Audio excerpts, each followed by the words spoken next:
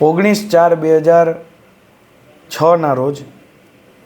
Municipal કમિશનરની ઓફિસે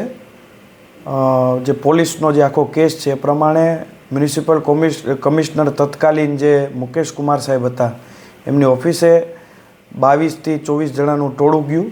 અને કોઈ રજૂઆત કરવાની બાબતે માથાજીક થતાં ત્યાં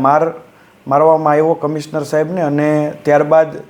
ત્યાંના જે ઓફિસના સ્ટાફને પણ એના કર્મચારીઓને મારવામાં આવ્યા અને એના પછી ત્યાં થોડી તોડફોડ કરવામાં આવી. એવો આખો પોલીસનો કેસ નોંધવામાં આવ્યો હતો. જે બાદ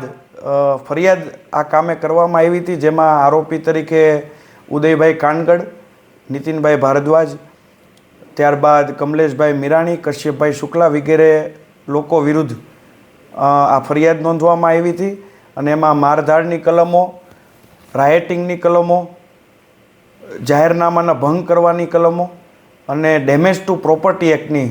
કલમો મુજબની ફરિયાદ નોંધવામાં આવી હતી. તપાસના અંતે તમામ આરોપીઓની અટક કરી અને એમના વિરુદ્ધ ચાર્જશીટ રજૂ કરવામાં આવ્યું હતું અને આટલા વર્ષો બાદ આજરોજ IM શેખ સાહેબની કોર્ટ, જ્યુડિશિયલ મેજિસ્ટ્રેટની કોર્ટે હાલના તમામ આરોપીઓને, આખો કેસ ચાલી જતા તમામ આરોપીઓને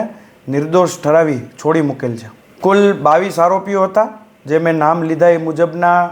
એ સહિતના ટોટલ 22 આરોપીઓ હતા અને કેસ દરમિયાન 3 આરોપીઓનું અવસાન પામ્યું હતું. એટલે એમની સામેનો જે કેસ હતો એ એબેટ થઈ ગયો હતો અને બાકીના જે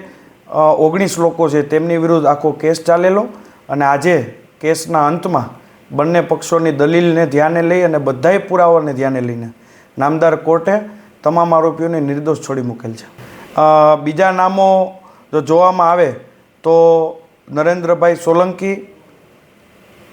હરિભાઈ ડાંગર, લાલુભાઈ પારેખ, વલ્લભભાઈ દુધાત્રા, જયશ્રીબેન પરમાર, દેવરાજભાઈ મકવાણા, અતુલભાઈ પંડિત સહિતના ટોટલ 22 વિરુદ્ધ ફરિયાદ કરવામાં આવી હતી.